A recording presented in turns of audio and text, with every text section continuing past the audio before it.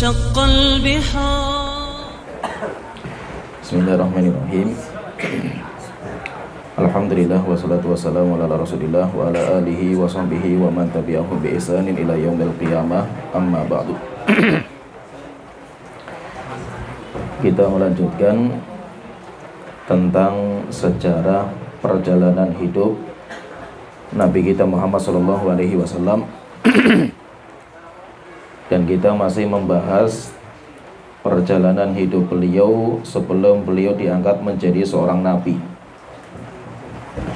Secara ringkas kita sebutkan bahwa Nabi Muhammad SAW itu dilahirkan pada hari Senin tanggal 9 Rabiul Awal tahun Gajah bertepatan dengan tanggal 20 April 571 Masehi.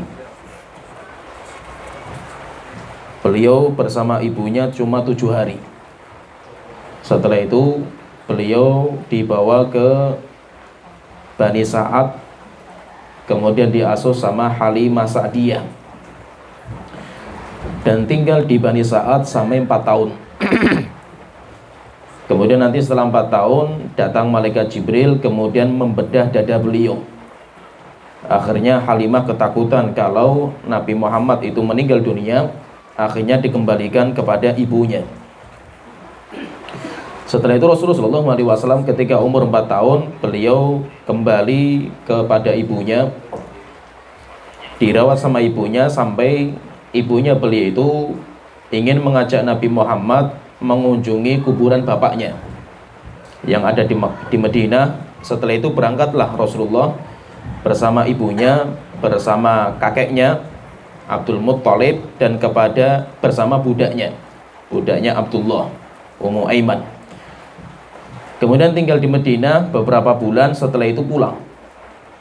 Dalam perjalanan pulang, ibunya itu meninggal sakit parah di tengah jalan, sampai akhirnya ibunya itu meninggal di Abwa, yaitu sudah mulai dekat ke Mekah. Kemudian dikuburkan di situ. Setelah itu Rasulullah SAW pulang umur 6 tahun ke Mekah, sudah tidak memiliki bapak dan ibu. Setelah itu Rasulullah SAW diasuh sama kakeknya Abdul Muttalib. Tetapi rupanya 2 tahun setelah itu Abdul Muttalib itu meninggal dunia. Tepatnya Rasulullah itu umurnya ketika Abdul Muttalib itu meninggal dunia, Rasulullah itu berumur 8 tahun 2 bulan 10 hari. Kakeknya meninggal dunia. Setelah itu Rasulullah SAW diasuh sama paman kandung beliau, yaitu Abu Thalib. Dan Abu Thalib ini seorang ketua kabilah, tapi beliau itu miskin dan memiliki banyak anak.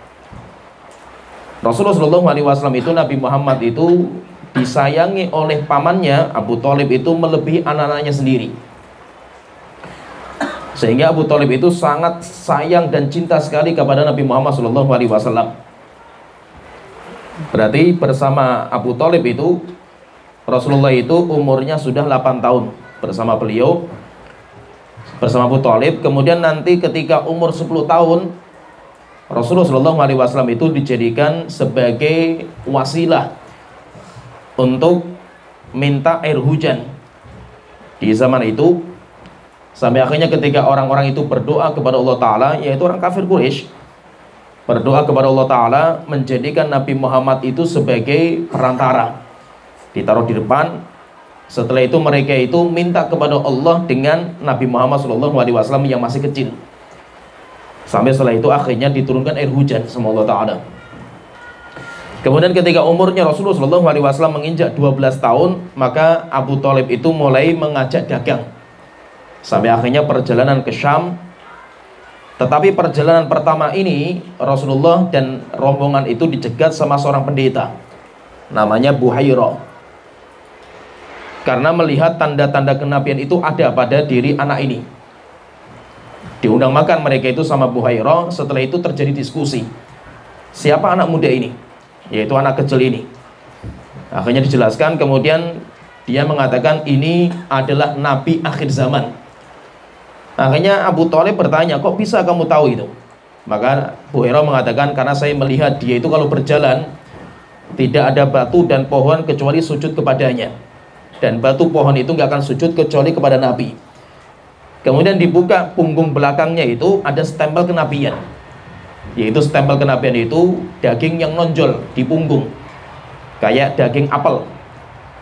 Setelah itu dia mengatakan, wahai Abu Thalib, pulanglah kalian, jangan dilanjutkan perjalanan sampai ke Syam.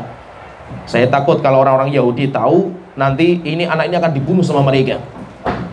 Akhirnya setelah itu Abu Thalib pulang, tidak jadi berdagang. Nah, kemudian kita lanjutkan lagi. Ini cerita yang kemarin telah kita sebutkan secara ringkas perjalanan Rasulullah SAW. Kemudian kita masuk ke perjalanan hidup Rasulullah SAW setelah itu. Ada beberapa kejadian penting di zaman Rasulullah SAW ketika beliau itu belum diangkat menjadi nabi. Ketika Rasulullah SAW itu menginjak umur 20 tahun, itu ada kejadian perang besar di Mekah, dinamakan dengan Harbul Fujjar. Dinamakan dengan Harbul Fujjar. Dinamakan dengan Fujjar. Fujjar itu pelaku dosa dan maksiat. Dinamakan dengan Fujjar. Dan Fajr itu lebih parah daripada Al-Asi. Jadi kalau istilah kita itu Fujjar itu, ya istilah kotornya kita itu kayak perangnya ya orang-orang parah lah, maksudnya bajingan lah istilahnya itu, saking parahnya itu. Nah, Harbul Fujjar ini terjadi di Mekah antara kabilah-kabilah yang ada, Kinana, kemudian juga Bani Qais, demikian juga Arab Quraisy ikut juga. Lah Rasulullah SAW itu ketika terjadi perang ini, Nabi Muhammad itu termasuk ikut. Umur beliau 20 tahun ikut. Dan kerjaan beliau itu menyiapkan anak panah. Menyiapkan anak panah untuk paman beliau, seperti Abu Lahab dan yang lainnya. Nabi Muhammad umur 20 tahun itu dia menyiapkan. Dan dinamakan dengan perangnya itu dengan Harbul Fujjar, perangnya para pelaku kejelekan, dosa dan maksiat, karena terjadinya di Ashhurul Hurum, perang yang terjadi pada bulan-bulan yang diharamkan. Orang Arab itu mereka sangat menghormati bulan itu, yaitu bulan haram untuk berperang. Mereka ketakutan sekali untuk berperang, kecuali perang Fujjar ini, sehingga dinamakan dengan Fujjar karena mereka itu telah merobek kehormatan bulan haram yang sangat diagungkan sama bangsa Arab. Dalam peperangan itu nanti awal kali Quraisy itu menang, tetapi akhirnya kalah, sampai akhirnya mereka itu banyak kerugian dalam peperangan itu. Kemudian nanti berjalan waktu lagi sampai akhirnya nanti ada perdamaian. Dinamakan, jadi gara-gara peperangan ini sampai akhirnya banyak kezaliman. Setelah itu mereka, ketua-ketua kabilah itu kumpul, kemudian mereka itu mengadakan sebuah perjanjian damai. Dan perjanjian yang sangat indah sekali, dinamakan dengan Hilful Fudul. Dinamakan dengan Hilful Fudul. Dan Rasulullah SAW itu sangat bangga dengan Hilful Fudul ini. Sampai akhirnya Rasulullah SAW itu mengatakan, kalau seandainya sekarang saya ketika menjadi nabi itu, saya diundang lagi untuk Hilful Fudul, pasti akan saya penuhi undangan mereka itu. Kenapa? Karena Hilful Fudul itu perjanjian untuk menyelamatkan dan membela orang-orang yang terzalimi. Sehingga di bangsa Arab itu, siapa pendatang di bangsa Arab yang berdagang dan yang lainnya itu, kalau mereka terzalimi, maka nanti ada undang-undang yang menjaga kezaliman mereka. Yaitu nanti akan dikembalikan, kezaliman mereka itu akan dikembalikan dalam perjanjian itu yang dinamakan dengan Hilful Fudul. Rasulullah SAW itu termasuk yang ikut. Rasulullah SAW itu ikut dalam Hilful Fudul itu. Sampai akhirnya Rasulullah SAW itu beliau mengatakan, setelah beliau menjadi nabi, beliau mengatakan, laqad syahidtu fi dari Abdullah bin Jad'an. Saya termasuk yang hadir di rumahnya Abdullah bin Jad'an. Hilfan ma uhibbu anna li bihi hamrun na'am. Dan saya itu senangnya perjanjian itu, sampai kalau seandainya ditukar, hadirnya saya itu ditukar dengan onta merah, saya nggak akan mau itu. Walau ud'a bihi fil islami la ajabtu. Jika seandainya saya itu diundang ketika sudah masuk Islam sekarang ini, saya diundang lagi, pasti niscaya akan saya penuhi undangan mereka. Ceritanya itu secara ringkas itu, ceritanya itu kenapa kok mereka itu bikin undang-undang seperti itu, untuk menyelamatkan dan memberikan suaka keamanan bagi para pendatang, orang-orang yang datang ke Mekah untuk berdagang. Ceritanya itu ada orang dari Zabit itu di Yaman, datang ke Mekah membawa barang dagangan. Kemudian barang dagangannya itu dibeli sama Al-As bin Wa'il As-Sahmi. Dibeli, barang dagangannya sudah diambil, tapi akhirnya duitnya nggak dibayar. Akhirnya apa? Orang ini merasa terzalimi. Dia datang ke Mekah bawa barang, dibeli, kemudian sudah diambil barangnya, uangnya diminta nggak dikasih. Akhirnya dia minta bantuan kepada kabilah-kabilah yang ada. Setelah itu mereka, ketua-ketua kabilah itu berkumpul. Maka mereka membuat sebuah undang-undang untuk menyelamatkan para pendatang ketika mereka dizalimi sama orang-orang yang ada di situ, yaitu dizalimi sama tuan rumahnya. Dan perjanjian ini itu di rumahnya seorang yang sangat terkenal sekali akan dermawannya, namanya Abdullah bin Jada'an. Abdullah bin Jada'an itu, kalau kita lihat sejarah beliau itu adalah orang yang paling terkenal dermawan di negeri Arab. Sampai dibuat sebuah peribahasa atau perumpamaan saking terkenal dermawannya. Nah, beliau ini sampai saking terkenalnya itu, sampai Aisyah radhiyallahu anha itu kan pernah bertanya sama Rasulullah, "Ya Rasulullah, apakah amalnya Abdullah bin Jada'an tentang dermawannya itu bermanfaat kepada beliau nanti ketika di hari kiamat?" Maka Rasulullah mengatakan, "La, tidak ada manfaatnya wahai Aisyah. Li'annahu lam yaqul yauma minad dahri." Karena dia tidak pernah mengatakan seumur hidupnya, "Wahai Tuhanku, ampuni dosaku dan kesalahan-kesalahanku." Akhirnya apa? Tidak ada manfaatnya sedekah dia itu. Sedikit saya ceritakan tentang Abdullah bin Jada'an ini, karena saking terkenalnya, sampai rumahnya beliau itu yang dijadikan sebagai tempat untuk perjanjian itu. Jadi cerita sedikit ringkaskan itu, saya ringkaskan itu. Abdullah bin Jada'an itu ketika masa mudanya, dia itu orang miskin, orang yang nakal, sampai akhirnya dicaci maki sama masyarakat, sampai kaumnya sendiri. Nah, ceritanya itu dia itu putus asa. Seputus asa, akhirnya kunang-kunung pergi, sampai akhirnya dia itu terkadang malah mau bunuh diri dia itu. Suatu ketika di malam hari atau di tempat yang sepi itu, dia itu melihat ketika dia istirahat di gua, dia itu melihat ada seekor ular. Yaitu kayak ada seekor ular itu. Akhirnya dia itu ketakutan. Setelah itu dia ngambil kayu, kemudian didatangi ular itu. Ularnya itu ada di sebelah, ya intinya di lubang lah itu. Akhirnya apa? Dipukul ular itu dengan tongkat. Rupanya bukan ular, rupanya tongkat ular emas. Jadi tongkat, ya ular bentuknya itu kayak ular, tapi itu rupanya tongkat emas. Akhirnya dia penasaran, diambil itu emas, kemudian digali. Ketika digali, rupanya mendapatkan harta karun simpanan raja zaman dahulu. Sehingga apa? Ada seorang raja Arab yang sangat terkenal zaman itu hilang sejarahnya. Melarikan diri, membawa semua hartanya, hilang. Dicari sama bangsa Arab nggak ketemu itu. Sampai di mana raja itu nggak ketemu. Setelah itu rupanya sembunyi di gua itu. Lah yang mendapatkan itu adalah Abdullah bin Jada'an. Akhirnya dia pulang membawa harta, sisanya masih disimpan di situ. Kemudian apa? Setelah itu karena dia itu dermawan, ngasih ini, akhirnya mulai terkenal. Ketika nanti hartanya habis, datang lagi ke gua, ambil lagi simpanannya. Terus dibelanjakan sampai menjadi orang yang paling terkenal akan sedekahnya. Setelah itu menjadi orang kaya raya dan orang yang menjadi tokoh kabilah. Saking dermawannya itu, Abdullah bin Jada'an itu kalau musim haji, dia itu menyembelih 1000 ekor onta. Kalau musim haji itu, bahkan tungkunya itu untuk masak itu saking besarnya itu sampai Rasul itu mengatakan, jika seandainya kita itu membalik tungkunya dan kita jadikan payung dari panasnya matahari siang-siang itu, niscaya kita semuanya itu akan ketutup. Sampai orang itu kalau mau ngambil dagingnya itu, daging yang dimasak onta itu, sampai naik tangga.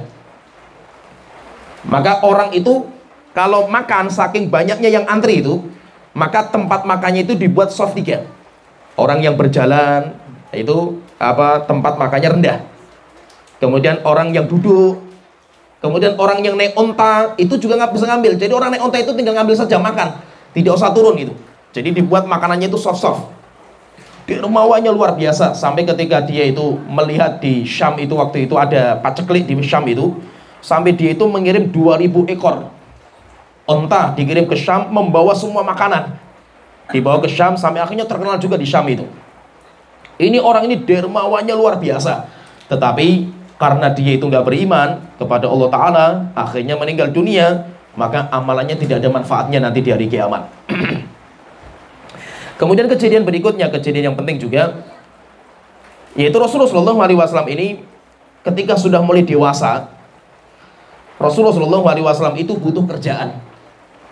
Sehingga ulama sejarah itu mulai mencari kerjaannya Rasulullah itu apa gitu.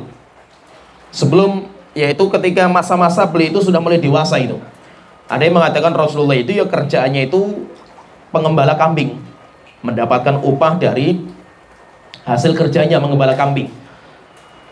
Tapi ada kejadian penting di mana Rasulullah itu sudah mulai berpikir akan kerjaan, yaitu Rasulullah SAW kan telah kita sebutkan bahwa Rasulullah itu dirawat sama Abu Thalib. Abu Thalib itu orang miskin. Nabi Muhammad SAW itu beliau tidak mau merepotkan pamannya, akhirnya beliau itu bekerja. Maka beliau mulai berdagang umur 12 tahun, tapi kan nggak jadi. Setelah itu Rasulullah SAW itu mulai ya tertarik untuk berdagang. Ada tawaran dari Khadijah. Jadi Khadijah itu ceritanya, kalau kita lihat ceritanya itu, beliau itu adalah seorang wanita yang kaya raya. Maka beliau itu mengambil beberapa pegawai untuk dagangnya beliau sebagai pegawai digaji. Demikian juga beliau itu yaitu saham lah, itu syirkah, yaitu beliau itu kongsi. Sehingga apa? Beliau itu ngasih modal beberapa orang. Jadi misalkan kamu mau dagang, nggak punya modal, oke, tak modali, nanti bagi hasil. Sehingga apa? Orang-orang itu banyak yang datang kepada Khadijah untuk minta modal. Nah, Rasulullah SAW itu, kalau kita lihat sejarahnya itu, terjadi perbedaan di antara ulama itu. Beliau itu pegawainya Khadijah, atau Rasulullah itu orang yang dimodali sama Khadijah. Sebagian mengatakan yang paling terkenal itu Rasulullah itu beliau dimodali. Beliau bukan pegawainya Khadijah, tapi dimodali. Kenapa? Karena yaitu Khadijah itu sering seperti itu. Sampai akhirnya Khadijah itu seorang wanita janda kaya raya, sehingga banyak sekali yang melamar beliau, tapi beliau tidak mau. Sampai akhirnya di situ Rasulullah SAW itu mulai berdagang. Mulai berdagang dari modal yang dipinjemi, bukan dipinjemi, yang dimodali sama Khadijah. Nah, Rasulullah SAW itu waktu berdagang itu, beliau itu didampingi atau diajari sama budaknya Khadijah, namanya Maisarah. Namanya Maisarah. Maisarah itu laki-laki. Walaupun kalau di Indonesia Maisarah itu perempuan loh. Jadi terkadang banyak nama-nama Arab yang laki-laki di Indonesia jadi perempuan gitu. Yang di sini laki-laki, sana jadi perempuan gitu. Ada teman kita itu namanya Ilham. Banyak namanya Ilham kan. Di Yaman itu ada Ilham itu. Ketika ditanya, "Mas, muka siapa nama kamu?" "Ilham." Oh, Masya Allah, tertawa-tawa mereka itu. Karena Ilham itu nama perempuan gitu. Di kita nama laki-laki kan gitu. Jadi seperti itu. Ada nama di sana itu laki-laki, di kita jadi perempuan gitu. Nah, itu termasuk namanya Maisarah. Nah, Maisarah itu ketika dia itu berdagang, Nabi Muhammad itu ikut. Di situ dalam perjalanan itu, Maisarah itu mendapatkan Muhammad itu bukan orang sembarangan. Banyak sekali lah keluar biasaan Nabi Muhammad itu. Setiap berjalan ada awan yang menaungi. Kemudian setiap berdagang itu jujurnya orang ini luar biasa. Kemudian dia itu barokah dan yang lainnya. Dalam perjalanan, setiap perjalanan dagang itu Maisarah itu membersamai. Disitulah mulai Maisarah itu ketika pulang kepada Khadijah cerita tentang Nabi Muhammad. Muhammad itu seperti ini, seperti ini, seperti ini. Akhirnya Khadijah itu mulai tertarik. Sehingga Khadijah itu cerita sama beberapa wanita kalau dia itu tertarik sama Muhammad. Sampai ada beberapa wanita yang menyampaikan kepada Nabi Muhammad waktu itu bahwasanya Khadijah itu tertarik. Bagaimana kalau seandainya engkau itu menikahi Khadijah? Nah, Nabi Muhammad nanti menyampaikan kepada paman-paman beliau, Abu Lahab dan Hamzah dan yang lainnya.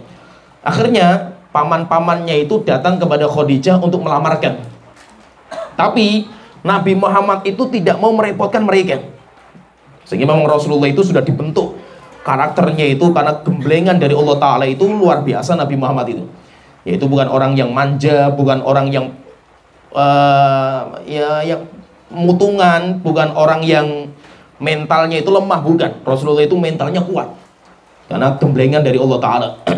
Sehingga Rasulullah walaupun ingin menikah itu, beliau itu tidak mau merepotkan paman-pamannya.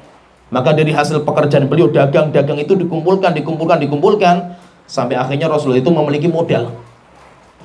Maka ketika Rasulullah SAW itu menikah, umur beliau itu 25 tahun. Setelah itu Rasulullah SAW itu ketika menikah memberikan mahar kepada Khadijah itu lumayan besar maharnya itu. Sampai ahli sejarah itu mereka berbeda pendapat berapa maharnya. Maharnya Rasulullah yang diberikan Khadijah itu berapa? Ada yang mengatakan 80 ekor onta, tetapi yang paling terkenal itu maharnya itu adalah 20 ekor.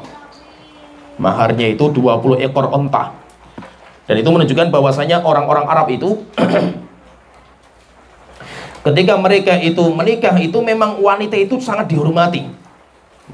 Sampai sekarang orang Arab itu kan maharnya mahal. Maharnya itu mahal. Dan kalau kita lihat Rasulullah SAW itu umur segitu, itu berarti kan sudah luar biasa itu. Sudah punya pekerjaan sendiri, kemudian sudah memiliki tabungan untuk menikah, itu kan luar biasa. Sampai akhirnya Rasulullah SAW itu menikah pertama kali dengan Khadijah. Dan Khadijah itu yaitu jarak umurnya jauh dari Rasulullah SAW. Tetapi ketika Rasulullah itu menikah dengan Khadijah, Khadijah itu sangat sayang dan perhatian sama Rasulullah SAW. Sehingga sampai ulama sejarah itu mereka itu sampai pengen mencari setelah Rasulullah itu menikah dengan Khadijah, apalagi diangkat menjadi nabi, itu kerjaan Rasulullah itu apa itu? Kerjaan Rasulullah itu apa itu? Apakah masih Rasulullah itu berdagang dan yang lainnya itu? Rupanya tidak. Nggak ada sejarah Rasulullah itu kerja. Nah terus bagaimana itu? Semua kehidupan beliau ditanggung sama Khadijah. Sehingga apa? Sehingga memori Nabi Muhammad dengan Khadijah itu nggak bisa terlupakan. Walaupun sampai Aisyah radhiyallahu anha itu yang cantik sekali dan masih gadis itu nggak bisa mengalahkan Khadijah. Karena dia mencurahkan semuanya untuk Rasulullah SAW. Apalagi untuk dakwah. Dan dakwah itu butuh seperti itu, butuh penguat. Butuh penguat, karena dakwah itu nggak bisa kalau kita itu nggak totalitas, nggak bisa. Demikian juga Rasulullah SAW. Ya, jadi intinya Rasulullah SAW itu menikah dengan Khadijah.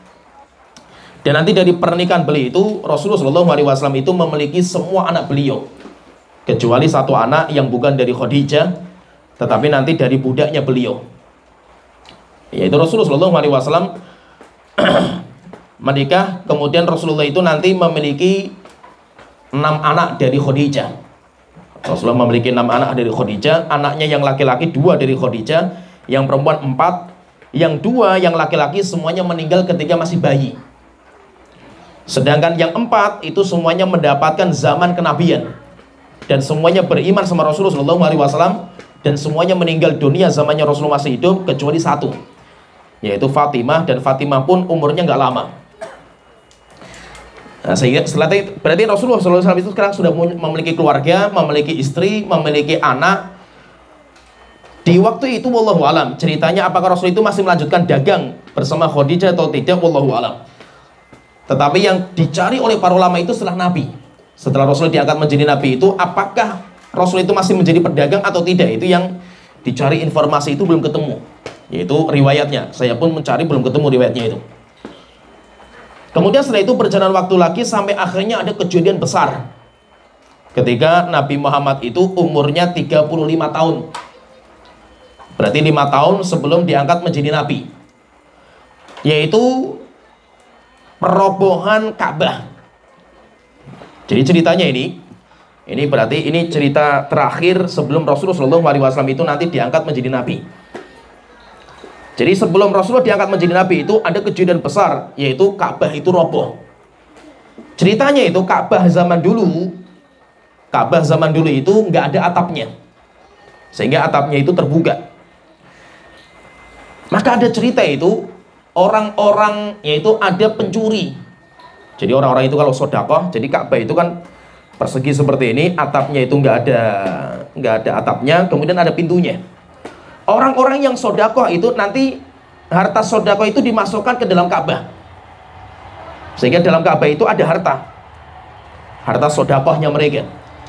Karena di atasnya itu nggak ada atapnya, akhirnya datang pencuri. Ketika datang pencuri itu membuat tembok Ka'bah yang di atas itu mulai jebol. Sehingga apa berarti bangunan Ka'bah itu sudah mulai rapuh. Setelah itu sampai akhirnya datang banjir. Di Mekah itu datang banjir, dan kalau kita lihat itu struktur tanahnya di Mekah itu Mekah itu kan dari dataran tinggi. Kemudian nanti di paling bawah namanya wadi, kan dinamakan dengan bawahan, itu yang paling bawah itu namanya Ka'bah. Jadi Ka'bah itu di situ itu yang paling bawah. Maka kalau ada air mesti kumpulnya di Ka'bah. Nah, itu kalau kita itu misalkan di hotel ya di Mekah itu, kalau kita itu mau ke Masjid Nabawi, Masjidil Haram, pasti kita turun. Ya, hotel-hotel mesti kayak gitu, turun kita itu. Kenapa? Karena Mekah itu Ka'bah itu di paling bawah itu. Kalau kita sudah masuk Masjidil Haram, pintu gerbangnya itu, nanti kita masuk ada tangga ke bawah. Ya, nanti masuk lagi ada tangga ke bawah lagi. Masuk lagi sampai ke Ka'bah. Ka'bah itu, bangunan Ka'bah itu di paling bawah. Maka itu ketika datang banjir, hujan deras, akhirnya air itu berkumpul di Ka'bah, yang membuat jebol bangunannya itu. Gara-gara ada pencuri yang membuat rapuh di atasnya, kemudian jebol dengan banjir itu. Sampai akhirnya ada tembok yang sudah jebol, tapi ada beberapa tembok yang masih kuat bangunannya itu. Akhirnya mereka itu bingung, ini mau diapain itu. Maka setelah itu mereka rapat, mereka itu pengen membongkar semua bangunannya, temboknya, karena sudah terlalu lama bangunan itu. Tetapi mereka ketakutan kalau nanti diturunkan burung ababil, yaitu kalau Allah murka pasti akan diazab mereka itu. Akhirnya mereka bingung, bagaimana caranya ini? Apakah ini kita bongkar maupun tidak? Mereka itu bingung. Sampai akhirnya datang seseorang tokoh kabilah di sana, namanya Al-Walid bin Mughirah Al-Makhzumi. Al-Walid bin Mughirah. Maka dia yang mulai, biarkan saya yang memulai perobohan Ka'bah. Kalau seandainya Allah murka sama saya, biarkan saya diazab sama Allah Ta'ala. Akhirnya dia datang, kemudian bawa alat, kemudian dibongkar. Dia ngambil satu batu, diambil. Orang-orang Arab masih melihat ini, diazab sama Allah enggak itu? Kalau diazab ya berarti Allah murka gitu. Kalau Allah biarkan berarti Allah itu tidak murka. Akhirnya apa? Dia ngambil batu, orang-orang Arab masih melihat. Kemudian ngambil batu yang kedua, orang-orang masih melihat. Ngambil ketiga, nggak ada apa-apa. Akhirnya setelah itu berbondong-bondong orang Arab itu kerja bakti untuk merobohkan bangunan Ka'bah ini. Sampai akhirnya mereka itu mencari pondasinya Nabi Ibrahim, dan dapat. Jadi dibongkar sampai ke bawah itu mencari pondasinya Nabi Ibrahim. Sampai mereka itu melihat dengan matanya, oh pondasinya Nabi Ibrahim itu seperti ini. Setelah itu mereka itu mulai mikirkan bagaimana bangunan ke atasnya. Akhirnya mereka itu memberikan pengumuman, ini Ka'bah itu milik Allah, bukan milik kita. Dan Allah tidak akan menerima harta kecuali yang halal. Maka tidak boleh untuk membangun Ka'bah itu dari harta yang haram, riba, mereka nggak mau. Sehingga kalau ada orang mau sodakoh itu untuk bangunan Ka'bah itu ditanya, ini dari harta apa? Ini dari riba, nggak boleh. Ada yang dari harta dari perzinaan, nggak boleh. Akhirnya apa? Dikumpulkan itu cuma harta yang paling bersih, paling halal yang mereka miliki. Rupanya hartanya itu nggak banyak. Akhirnya mereka berpikir, ini Ka'bah bangunannya itu besar yang dibangun sama Nabi Ibrahim. Harta kita nggak cukup. Akhirnya terus mereka itu rapat, bagaimana kita ini? Mau kita bangun semua, tapi tetap nggak akan sampai ke atas, karena hartanya nggak banyak, atau solusinya bagaimana? Akhirnya rapatnya mereka memutuskan, bahwasanya Ka'bah itu dibangun setengahnya. Kemudian yang setengahnya itu dikeluarkan, yaitu Hijr Ismail itu dikeluarkan dari bangunan. Setelah itu apa? Mulailah dibangun, sampai selesai, kemudian dikasih atap. Kalau sebelumnya itu nggak ada atapnya, kemudian setelah itu dikasih atap. Ketika bangunan sudah selesai, kemudian ada yang dikeluarkan, namanya Hijr Ismail. Dikeluarkan, tapi dikasih pembatas. Bahwasanya apa? Ini itu termasuk area dalam Ka'bah. Sehingga orang ketika tawaf di sana itu nggak boleh dia itu tawafnya itu masuk ke Hijr Ismail. Kenapa? Karena kalau masuk ke Hijr Ismail, dia itu tawafnya di dalam Ka'bah gitu. Maka dia itu tawafnya di luar. Walaupun apa, Hijr Ismail itu boleh tinggal di situ, boleh nggak? Boleh, tapi nggak ada keutamaan. Orang berebut masuk ke sana, doa di sana, nggak ada keutamaan Hijr Ismail itu. Yaitu karena itu dulunya bangunan Ka'bah, tapi dikeluarkan karena hartanya nggak cukup. Ketika bangunan sudah selesai ke atas, semuanya sudah beres, tinggal memasukkan Hajar Aswad. Akhirnya ketika memasukkan Hajar Aswad inilah terjadi keributan. Karena setiap kabilah mereka itu merasa dia yang paling berhak untuk memasukkan Hajar Aswad. Sampai akhirnya sempat mau perang di antara mereka untuk siapa yang berhak memasukkan Hajar Aswad. Akhirnya sampai berhari-hari, sampai 4 hari nggak selesai. Rapat mereka nggak selesai. Urusan Hajar Aswad ini.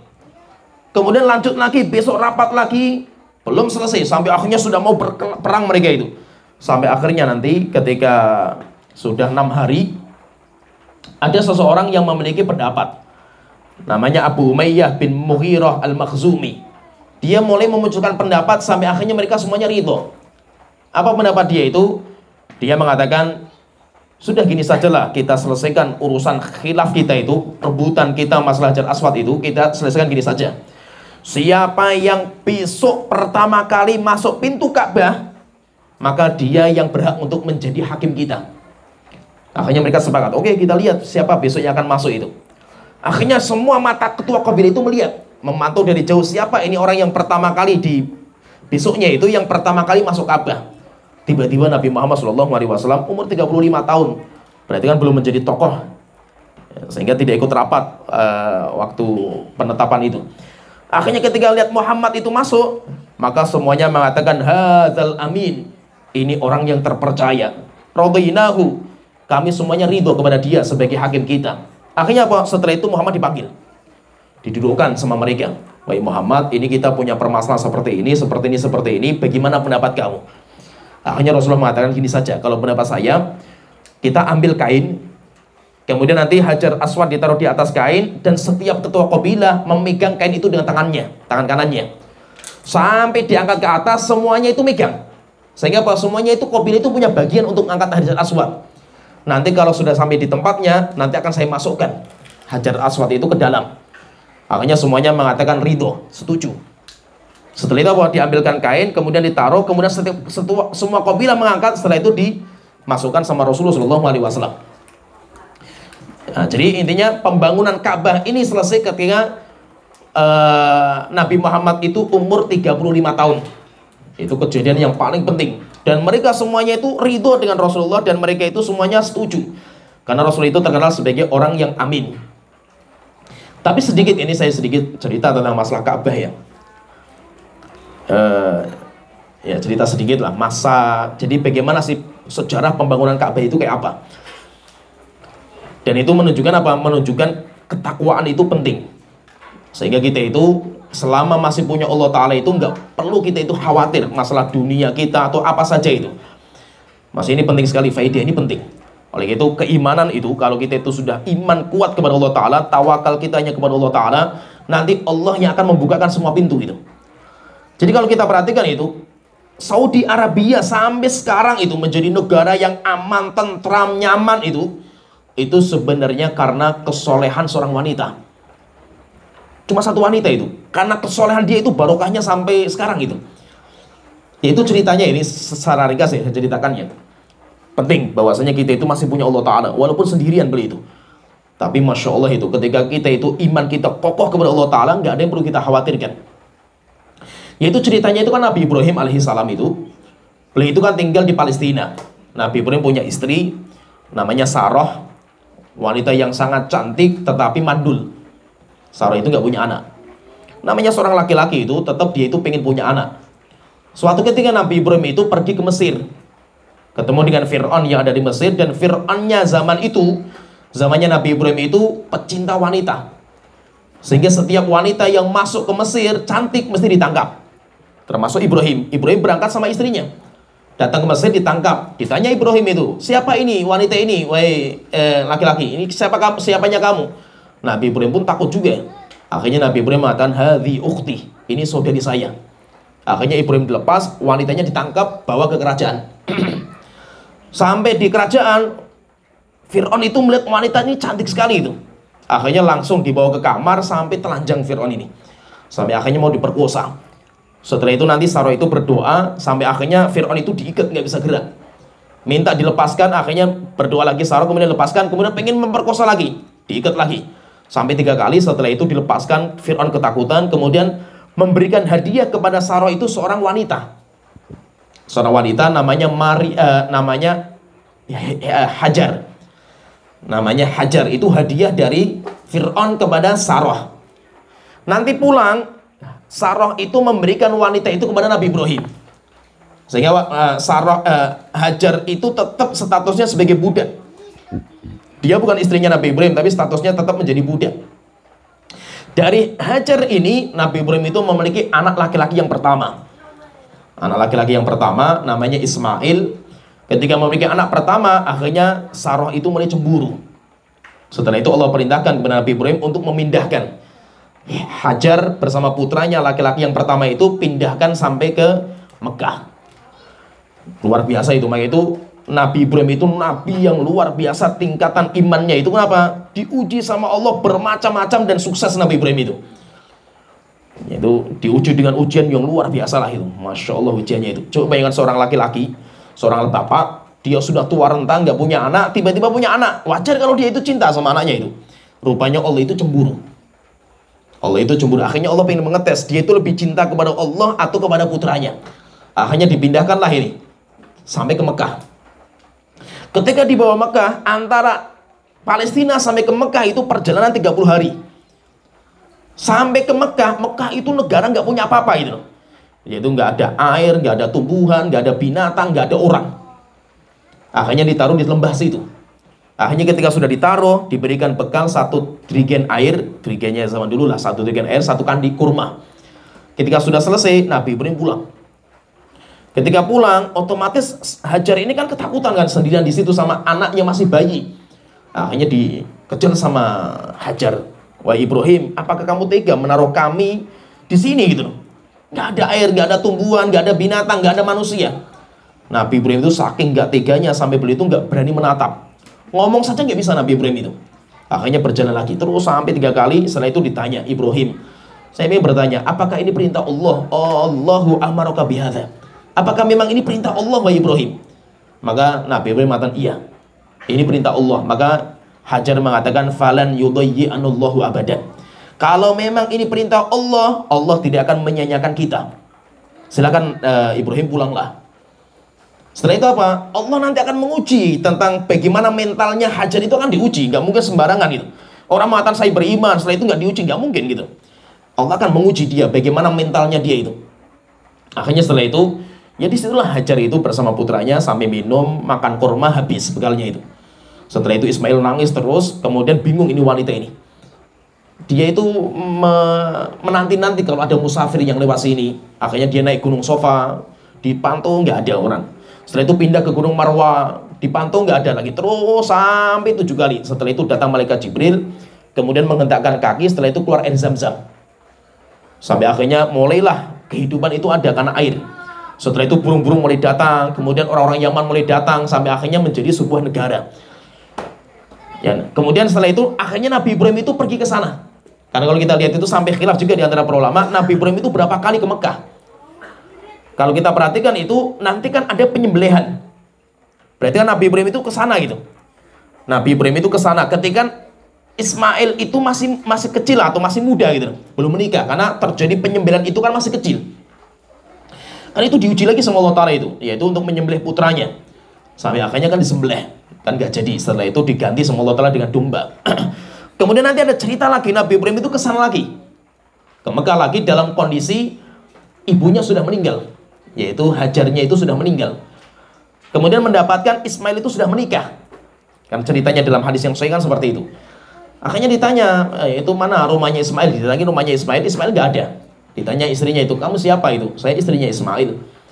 Kemudian ditanya, terus bagaimana pendapat kamu tentang suami saya? Kamu itu, oh suami saya itu ngeluh terus lah. Intinya itu cerita yang gak baik.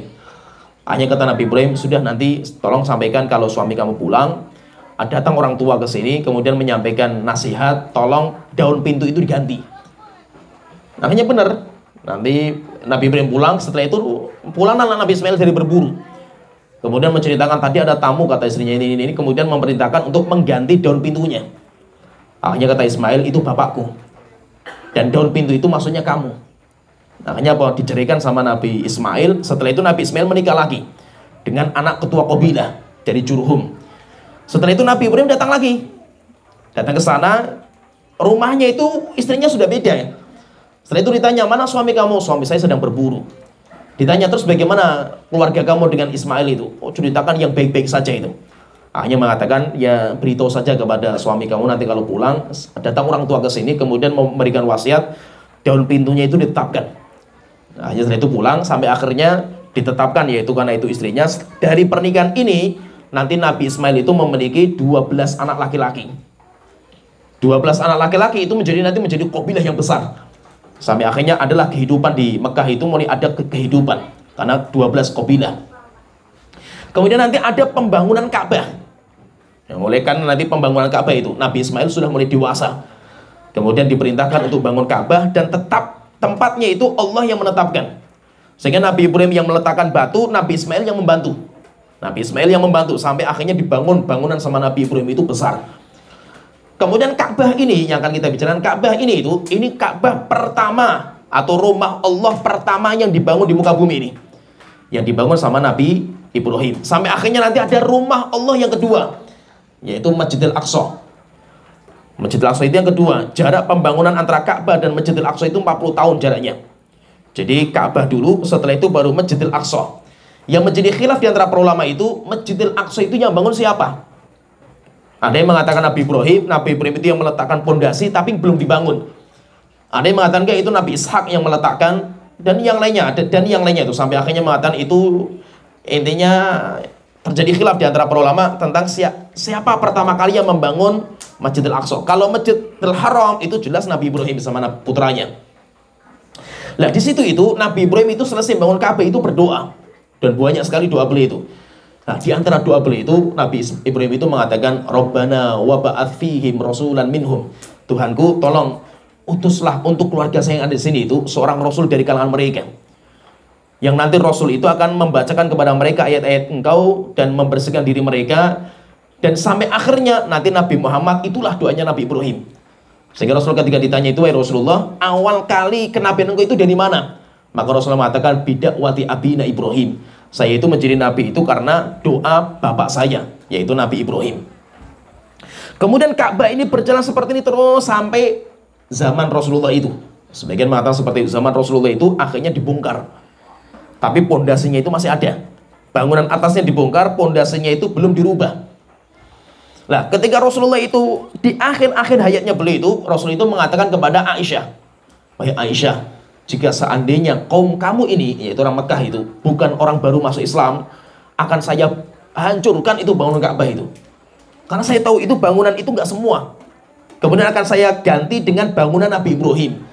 Tapi saya takut, karena mereka itu baru masuk Islam. Akhirnya apa? Sampai Nabi Muhammad meninggal dunia, Rasulullah itu belum menjalankan misi itu, perubahan bangunan Ka'bah. Kemudian sampai nanti zamannya Abu Bakar pun tidak merubah. Abu Bakar tidak ada perubahan. Nanti zamannya Umar, walaupun itu hadisnya ada, mereka pun tahu dengan hadis itu, tapi di antara mereka nggak ada yang berani. Sampai akhirnya zaman Abu Bakar, Umar, Uthman, Ali. Kemudian nanti zaman setelahnya sampai zaman Muawiyah, kemudian ganti setelahnya Yazid bin Muawiyah. Di mana di zamannya Yazid bin Muawiyah itu di Mekah itu ada raja sendiri, yaitu kerajaan itu mulai terpecah waktu itu. Maka ada di antara penguasa Mekah dan Madinah itu namanya Abdullah bin Zubair. Abdullah bin Zubair ketika beliau itu menjadi penguasa di Mekah dan Madinah itu, Abdullah bin Zubair itu cucunya Abu Bakar. Cucunya Abu Bakar, karena Abdullah bin Zubair itu ibunya itu namanya Asma binti Abi Bakar. Maka itu kalau kita lihat 4 silsilah keluarga, 4 silsilah itu yang itu adalah semuanya sahabat, itu ini Abdullah bin Zubair ini. Abdullah bin Zubair ibunya sahabat, dianya sahabat kecil. Ibunya sahabat, bapaknya sahabat, kakeknya sahabat, buyutnya sahabat. Yaitu karena dia sahabat. Asma sahabat, Umar sahabat, Abi Quhafah sahabat. Sehingga 4 silsilah itu semuanya sahabat. Kalau 4 silsilah semuanya Nabi, itu Nabi Yusuf. Yusuf nabi, bapaknya nabi, kakeknya nabi, buyutnya nabi. Itu Nabi Yusuf alaihissalam. Nah, ketika Abdullah bin Zubair itu menjadi penguasa, maka dia itu sampai hadis ini kepada dia. Hadis tentang perobohan Ka'bah.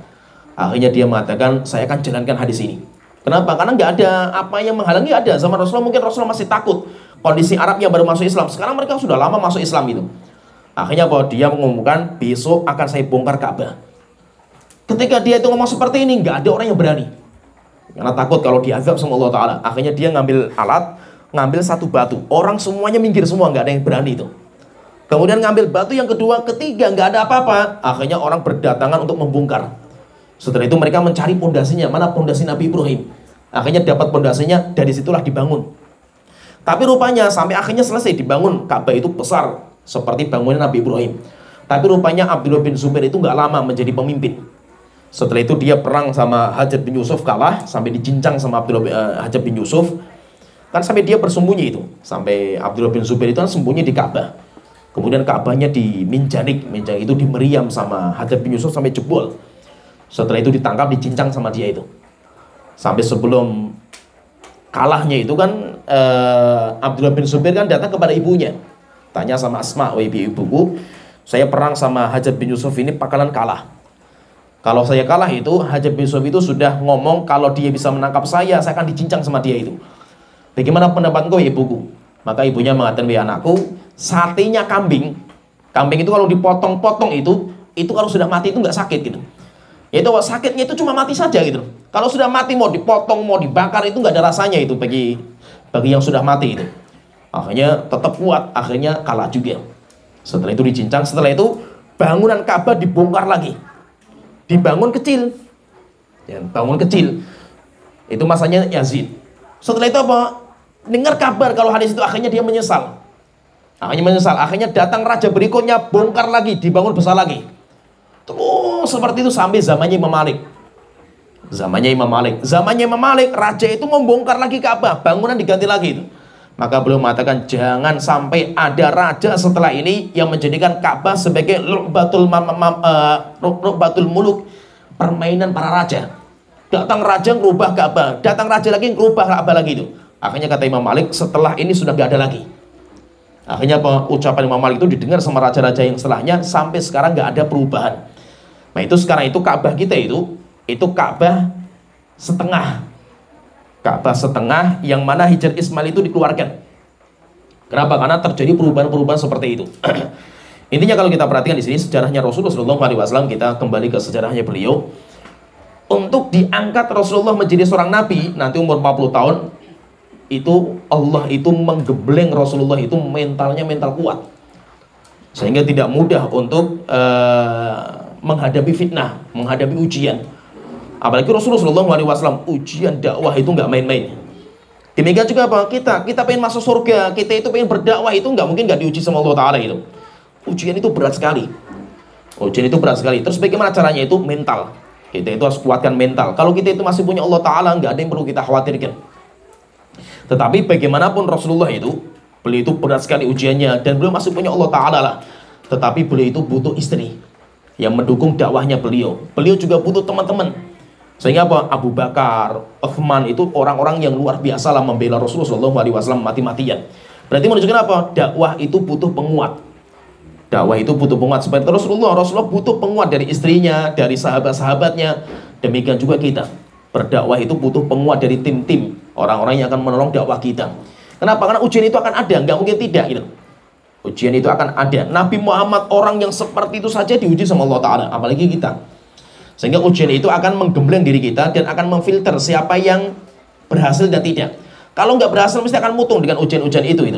Tetapi kalau itu terus dia akan maju, maka nanti Allah yang akan memberikan kemenangan. Biasanya itu kemenangan yang Allah berikan itu kalau sudah di puncak-puncak sabarnya kita. Kalau sudah sampai kita itu sabarnya sudah sampai puncak, itu biasanya Allah akan menangkan. Tapi yang perlu kita ingat dalam dunia dakwah itu, terkadang itu nggak harus kita itu melihat hasilnya itu sekarang. Terkadang kita itu nggak melihat hasilnya, dakwah kita hancur-hancuran lah itu, nggak melihat hasilnya dakwah itu. Tapi setelah itu apa? Allah sendiri nanti akan memenangkan dakwah itu setelah bertahun-tahun dari kematian dia itu. Coba kita lihat itu Nabi Yunus alaihissalam. Nabi Yunus kan dakwah nggak diterima sampai akhirnya melarikan diri. Sampai akhirnya diuji sama Allah Ta'ala dengan dimakan ikan paus. Nabi Yunus lama dari ikan paus, pulang kampung, satu kampung sudah masuk Islam gitu. Ya kan? Demikian juga Ashabul Kahfi, yang mereka melarikan diri dari masyarakat yang menyembah berhala, sampai akhirnya mereka ditidurkan selama 309 tahun. Mereka bangun tidur, pulang ke kampungnya itu, kotanya sudah beriman kepada Allah Ta'ala. Berarti apa? Hasil itu kita serahkan kepada Allah Ta'ala. Dan gak harus kita sekarang itu harus melihat dakwah kita itu berhasil, gak harus gitu. Yang penting apa? Kita itu berjuang untuk membela agama Allah Ta'ala, yang pasti akan diuji. Maka kita itu butuh orang-orang yang akan menguatkan dakwah kita. Siapa itu? Keluarga kita. Yang paling penting itu keluarga kita. Kemudian yang kedua siapa? Ya teman-teman akrab kita itu. Rasulullah itu punya teman akrab sekali. Sejak Rasulullah masih muda itu teman akrab beliau itu, yaitu Abu Bakar. Abu Bakar itu teman akrabnya Rasulullah SAW ketika sebelum jadi Nabi sampai setelah jadi Nabi itu. Dan yang paling banyak membantu Rasulullah ya Abu Bakar. Dengan hartanya, dengan perjuangan dia itu ya Abu Bakar radhiyallahu anhu. Sampai akhirnya dengan kekuatan mental seperti ini, Rasulullah itu nanti bisa menghadapi ujian ketika beliau berdakwah. Dan luar biasa nanti insya Allah kita ketika masuk dalam kenabian Rasulullah SAW, nanti kita akan tahu bagaimana beratnya dalam berjalan dakwah itu nggak main-main. Ya mungkin sampai di sini cerita tentang sejarahnya Rasulullah SAW sebelum diangkatnya menjadi Nabi. Nanti insya Allah kita akan masuk di sejarah berikutnya bagaimana kenabian Rasulullah SAW. Dan yang paling penting itu ujian. Tujuannya untuk apa sih kita itu belajar seperti sirah kayak gini itu? Karena Allah Ta'ala sendiri mengatakan dalam Al-Quran, laqad kana fi qasasihim ibratan liulil albab. Cerita-ceritanya mereka orang-orang terdahulu itu banyak pelajaran bagi orang-orang yang cerdas. Kalau kita itu pengen apa ya, pelipur lara kita itu, bagaimana caranya itu? Membaca sejarah. Sejarah itu sebagai pelipur lara kita itu. Kalau seandainya kita itu diuji dan kita itu kok putus asa atau kita itu ya mulai mundur ke belakang, coba kita baca sejarah itu. Ujian yang Allah timpakan kepada umat-umat terdahulu itu luar biasa. Sedangkan ujian yang Allah timpakan kepada kita itu nggak ada apa-apanya itu. Maka kita itu belajar itu penting untuk memupuk hati kita supaya kita itu tawakal kepada Allah Ta'ala, kita itu berharap hanya kepada Allah Ta'ala. Ya sampai di sini pembahasan kita, mudah-mudahan bisa bermanfaat. Wa akhiru da'wana alhamdulillahirabbil alamin, sallallahu alaihi Muhammad wa ala alihi washabihi ajmain.